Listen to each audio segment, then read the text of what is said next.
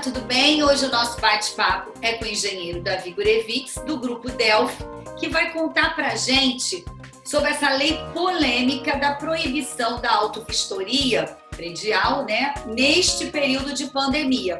Davi, obrigada por ter aceito o nosso convite. É um prazer. Boa tarde a todo mundo.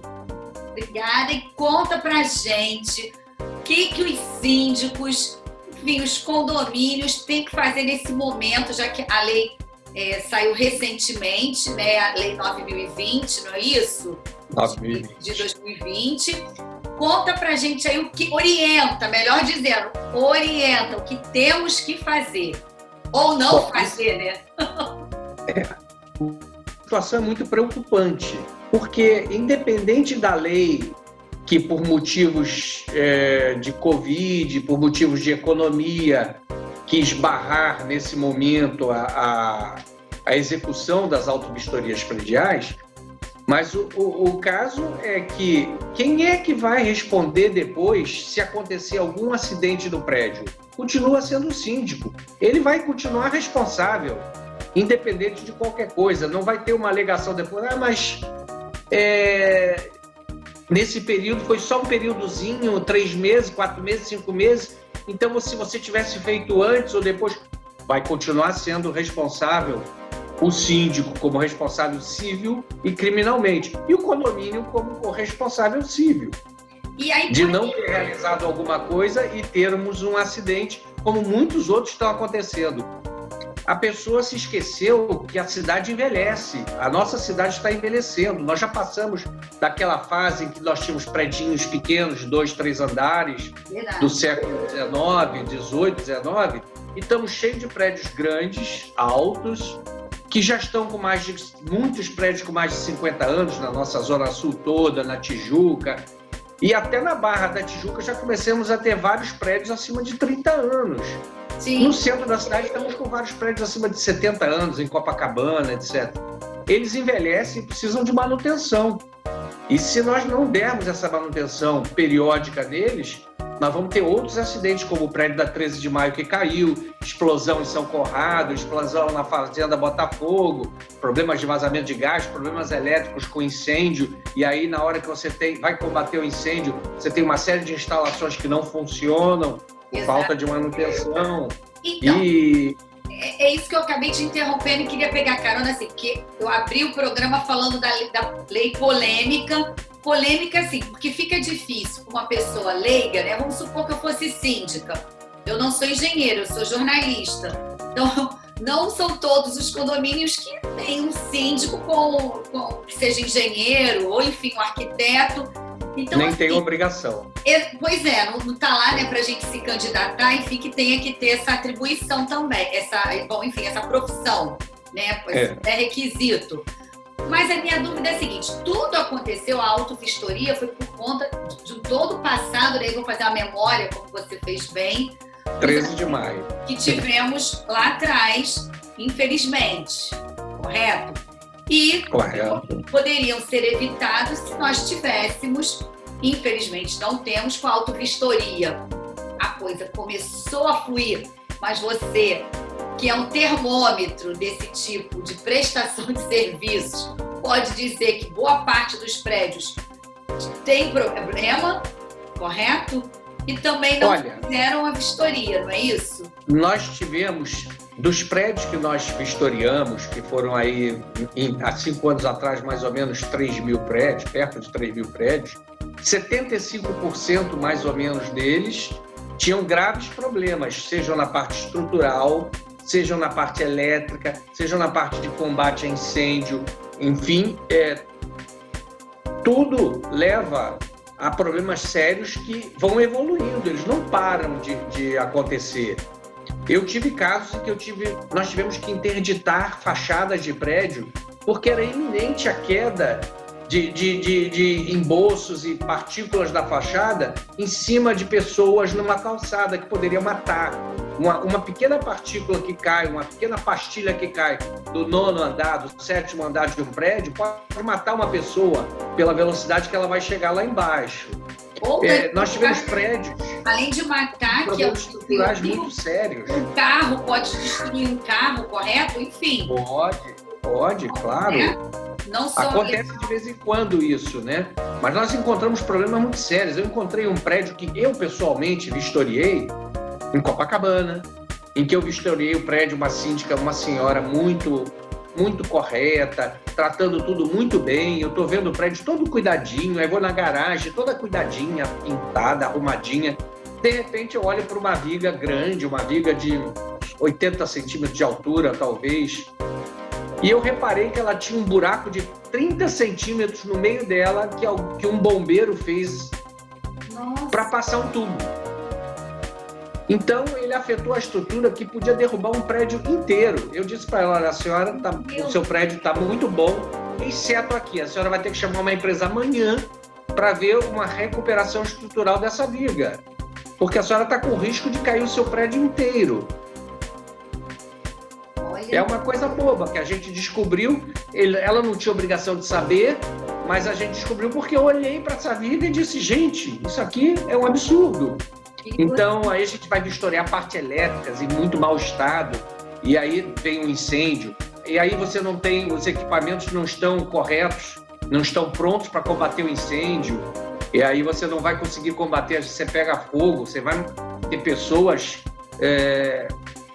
acidentadas ou até morrendo no incêndio por conta de você não ter o equipamento adequado, não está adequado, extintores que não estão carregados, mangueiras que não estão corretas ou que não são testadas, e aí vai, né? A gente tem problemas muito sérios, instalações de gás de vazamento. Eu já cheguei num prédio, entrei no PI de gás de um prédio e mandei chamar o síndico e disse para ele, o senhor, feche isso aqui agora, porque o senhor está com vazamento muito grande, eu não preciso nem medir, só o cheiro que eu estava sentindo já é o suficiente para saber que o senhor está com vazamento. Se tiver uma fagulha aqui, vai explodir esse prédio inteiro, bem no PI, onde está todo o gás do prédio passando. Pois é, um risco incrível, né? Um risco... Aí é que tá. As empresas fizeram, ou deveriam, os condomínios deveriam ter feito, né? Enfim, logo assim que a outra lei da autovistoria, né, entrou em vigor, e aí contratavam empresas especializadas, enfim, como a sua, para fazer, vamos chamar assim, um check-up. Seria isso? Sim. Que aí na autovistoria, os profissionais indicados iam detalhar tudo que precisava ser feito para estar em conformidade com o andamento do prédio, enfim, do gás, do elevador e outras, né, parte hidráulica. É isso. E pagava a prefeitura. Eu queria explicar assim, né, o trâmite, né, para a gente voltar no assunto de uma forma, né, global. Na autovistoria, a gente percorre o prédio do telhado ao subsolo, vendo todos os sistemas. Se as telhas estão corretas, se a impermeabilização está correta, se a estrutura do telhado está correta, aí você vai descendo. Se a caixa d'água está correta, não está com vazamentos, não está com infiltrações, não está com ferragens aparecendo. E isso é visto de cima a baixo.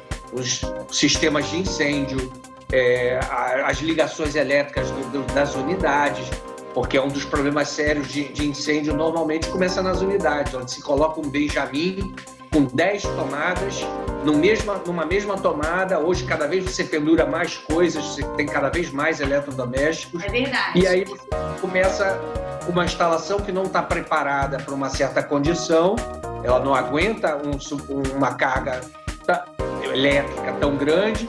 Amanhã ela começa a derreter um fio, a gente pega esse caso, começa a derreter, faz um curto-circuito, pega fogo. E aí pega fogo às vezes um pequeno incêndio, mas pega fogo por exemplo, de um ar-condicionado, pega fogo numa cortina, essa cortina pega fogo no apartamento, depois pega fogo às vezes em outros apartamentos ou até no prédio todo. Sim. Quer dizer, são coisas que tem que ser verificadas até o subsolo. Você vai ver no subsolo, que é um dos lugares piores, você vai ver por quê? Porque está mais úmido, às vezes as condições são piores, então você tem mais corrosão estrutural. Você tem que verificar a fachada como um todo. A gente não consegue subir no andaime e ficar passando. Mas a gente pega máquinas fotográficas bastante possantes, fotografa em zoom o prédio inteiro, coloca depois numa tela muito grande, vai examinando pedacinho por pedacinho para ver se em algum pedaço daquilo você já tem alguma coisa ameaçando cair, que necessite de uma restauração de uma fachada, porque cai em cima de um passante ou cai em cima de um veículo, né? Sim, então, isso tem que ser feito em todos os sistemas, elevadores, elétrica, bombas, toda a parte hidráulica, caixas d'água, tudo. Telhado, toda a estrutura do prédio civil, entendeu? Tudo tem que ser verificado. E aí, nesse laudo, você faz um laudo e esse laudo você entrega para o condomínio, para o síndico, para que ele cumpra o que foi determinado ali, que você foi detectado de que não estava de acordo como deveria estar. E também a prefeitura é avisada sobre isso? Como é que é essa relação? Olha, vamos lá. O laudo, ele tem, por lei, que ter todo o grau de gravidade dos problemas, tem que ter uma prioridade de execução, tem que ter um prazo de execução para as coisas. Então, o engenheiro com bom senso vai ver que aquela obra pode ser feita em 6 meses, em 1 ano, e dependendo da importância. Às vezes você tem que dizer que tem que ser feito agora, para tudo, chama uma empresa, coloca vigas provisórias, porque isso pode cair amanhã e depois vai fazer e tal. Então, esse laudo tem que conter isso tudo. Uma vez feito esse laudo, a gente vai dizer se esse prédio está adequado ou não adequado, porque ele pode ter coisas a fazer que não são coisas que deixem ele inadequado no sentido de um risco iminente. Sim. Então, esse prédio está adequado, mas tem tarefas de manutenção a serem feitas. É o dever de casa para fazer.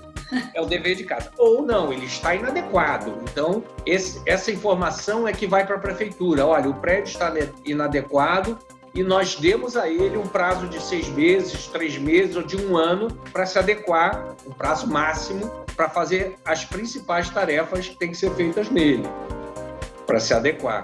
E aí essa coisa começa a andar. Quando ele acaba de fazer essas tarefas, ele liga para a gente e avisa, olha, eu acabei, aí a gente vai marcar uma nova vistoria e vai fazer, então, um laudo de adequação se efetivamente ele tiver cumprido adequadamente o acerto das condições que ele tinha que acertar no prédio e comunica isso à prefeitura. Tá, que aí ele ficou apto, cumpriu as exigências que vocês sinalizaram no início, né? E fechou, vamos supor, fechou o ciclo, ganhou a notinha dele lá, e aí contaria mais 5 anos, só teria que fazer isso daqui a auto-vistoria daqui a 5 anos, correto? Correto, embora a gente deixe tarefas, por exemplo, que são anuais, tem tarefas que são trianuais.